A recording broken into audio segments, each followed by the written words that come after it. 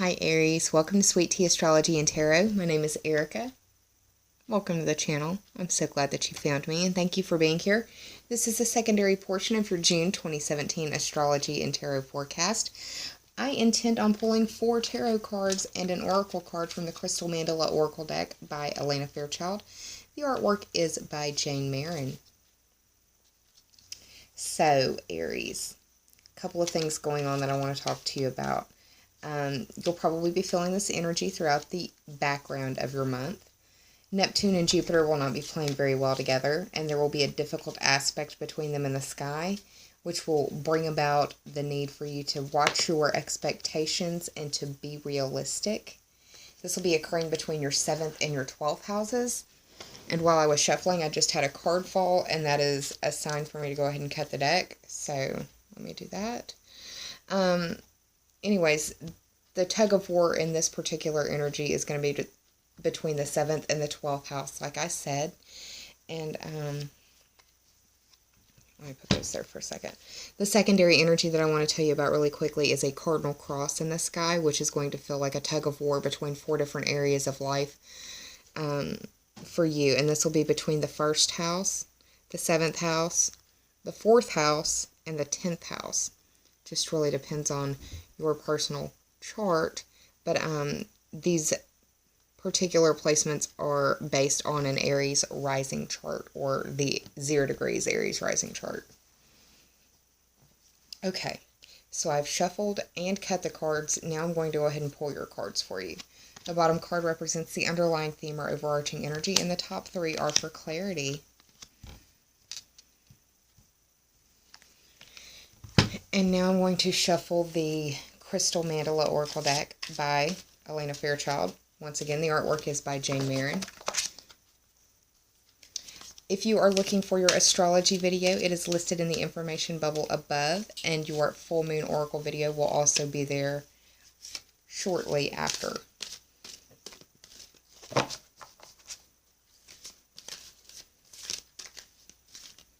I've got my window open, the birds are singing. We've had a lot of rain today. Actually, a lot of thunderstorms. There's going to be a lot of rain. Okay, I had a card flip over while I was shuffling. Yeah, that's what I was doing. And anyways, that's going to be your oracle card, Aries. So what I'm going to do is hit the pause button, flip these cards over, and do the tarot math. I'll be right back, y'all. Hang tight. Hey Aries, I'm back with your cards, so let's go ahead and get started. The underlying theme or overarching energy for this spread is the 2 of Wands in reverse. The 2 speaks to a couple of different things, so let's talk about that. I see the 2 as the 2nd house on the astrological wheel, and that deals with your money, earning ability, self-esteem, and possessions.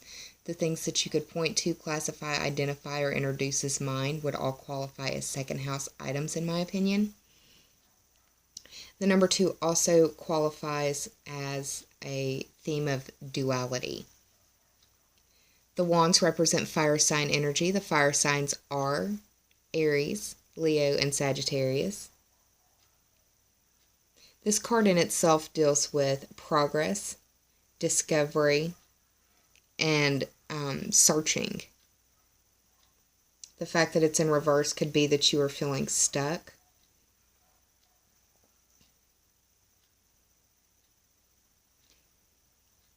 You could be feeling conflicted. You have Venus moving into the 2nd house. Venus rules the planet of the 2nd house. The 2nd house is traditionally ruled by Taurus, and Venus is ruled by Taurus. Venus went retrograde in Aries at the very beginning of this year and has just recently cleared her shadow retrograde motion. So, how has your spring been, Aries? Has it sucked? Have you been dealing with themes of love and values and money? Your possessions? Your relationships? Maybe dealing with females?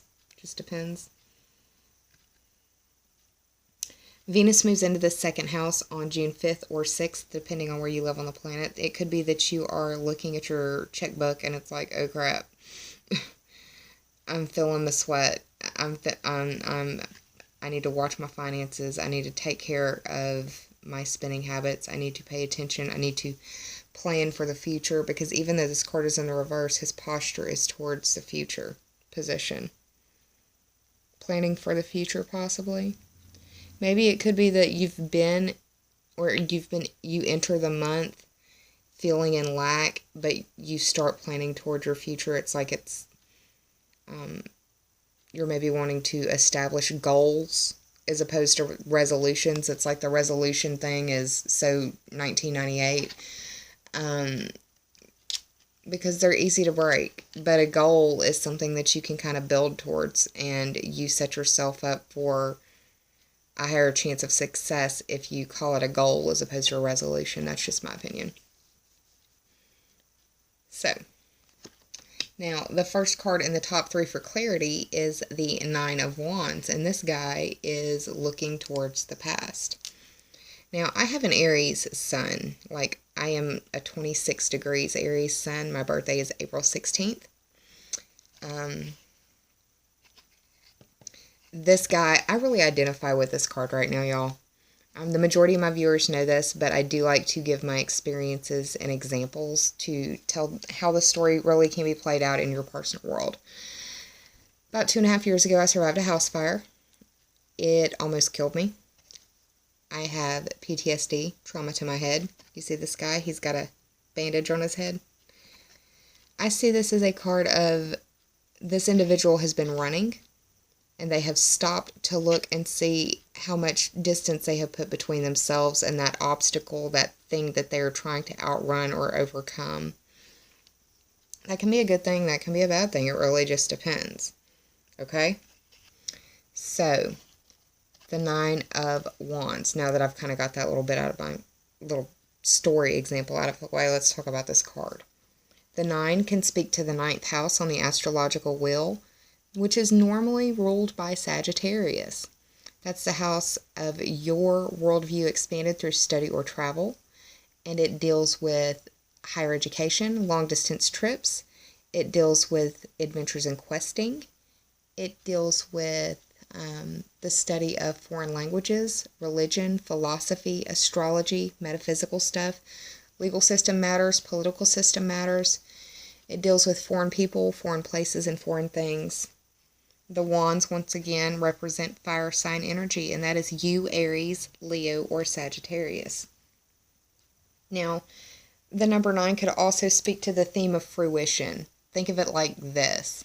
You've got a 10-chapter book, and you're on the last page of chapter 9. So you're almost to the end, but not quite there yet. This card speaks in themes of persistence and resilience, which is comforting. Like I said, I really identify with this card right now. We have a full moon on the 8th or 9th of the month, depending on where you live on the planet. And that is going to be playing well with Saturn, the planet that represents containment, structure, limitation. I like to think of Saturn as the building code inspector. Anywhere Saturn travels, he will test the foundation of that home. There are 12 houses through the astrological wheel, and each of us have a chart that has 12 of those houses. And Saturn makes a trip through each one of those houses every 2.5 or every 29.5 years is the whole rotation through the zodiac. But it's every 2.5 years. Saturn will change a sign.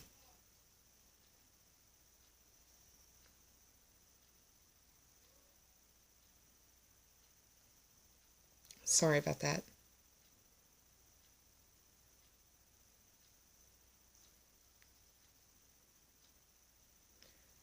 But Saturn will test the foundation of the home or the house wherever it is traveling through. And it could be dealing with foreign people or travel or adventures and questing or higher education. Could be dealing with things of the structure of your learning.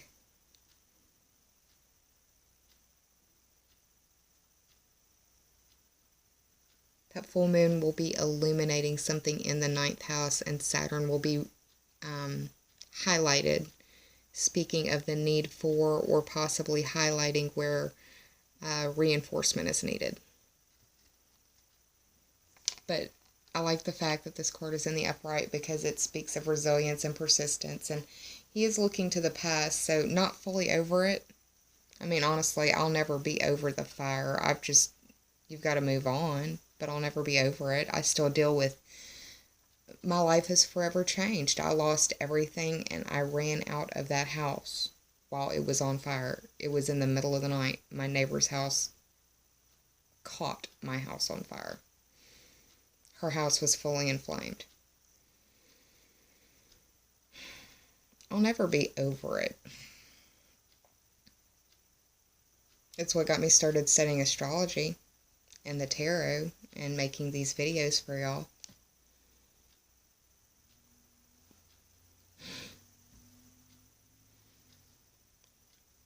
The secondary card, which can represent the present, is the Ace of Swords. This is initiation.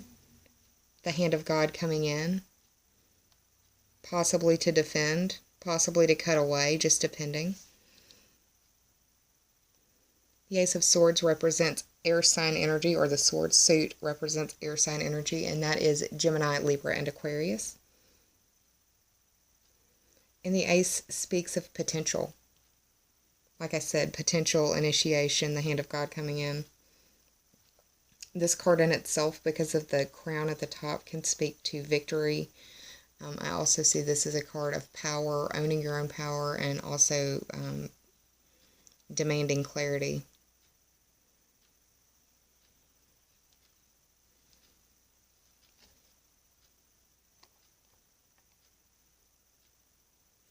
What I really like is that it feels like this Ace of Swords has this Nine of Wands back. Maybe I'm reading a little bit too much into it because of my own personal story, but I am an Aries sun, and I do like to give experiences as examples, and I give my experiences. So, some people like it, some people don't. I can't please everyone. But the final card in the top three for clarity that represents the future position is the Knight of Wands, and look at the posture of this guy. He's charging towards the past. It's almost like he forgot something there. Kind of looks like me running out of the house. I ran out of the house and I ran back in for my car keys and a pair of pants because it was hot. I live in Louisiana, and it was hot, and I was sleeping in a tank top and my drawers. And car keys, the tablet that I am shooting this video on right now, and pants. Ran in for them, ran back out. The fire marshals told me I was a very lucky woman. Knight of Wands. This guy is impulsive, and he's fast, and he doesn't think about it. He runs into burning buildings without thinking about it. Wands represented fire signs, Aries, Leo, and Sagittarius. The knight in itself, to me, speaks of motion or a messenger. He's a very energetic, lustful, and passionate character, and very adventuresome.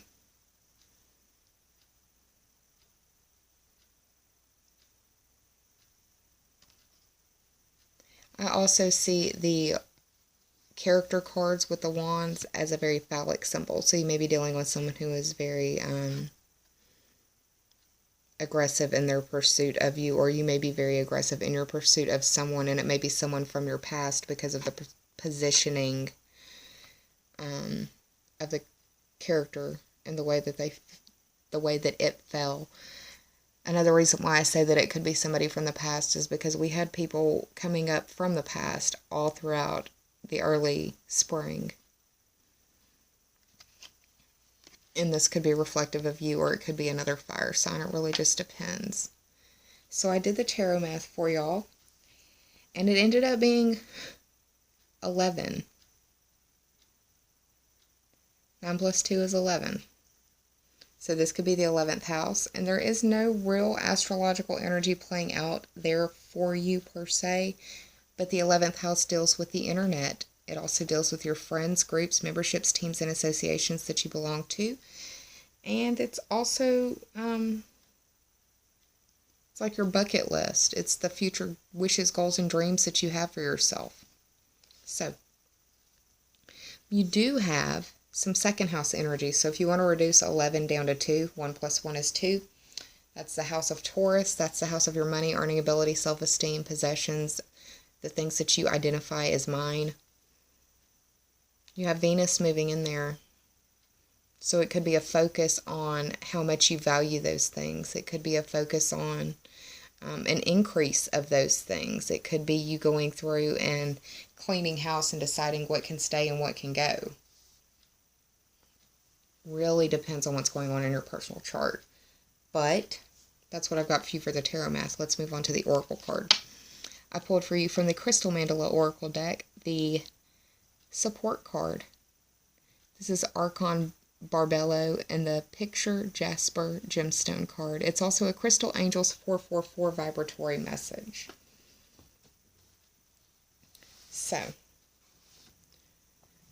the 444 message deals with stability, grounding, and becoming one with the earthly reality, manifesting into the earthly reality. And another theme that you can think of when you see this card is to have faith and let it manifest.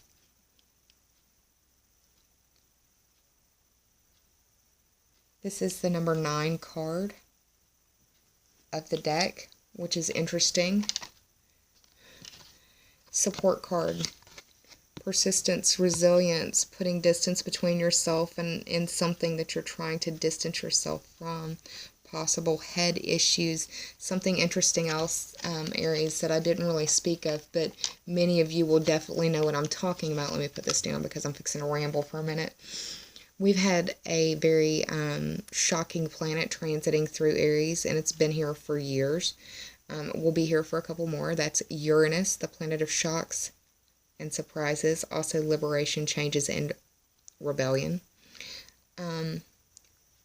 Uranus traveling through Aries can be shocks and surprises to the head. Very much shocks and surprises to the head.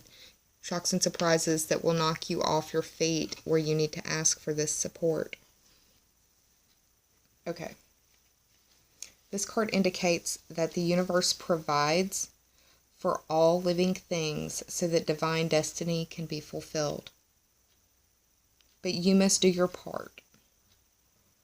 You must be willing to ask and fully believe that the universe will provide the assistance that you need. Do not be afraid to seek support, and this can be from people in your world. This can be from experts if you need it. If you need support, reach out. Do not suffer in silence.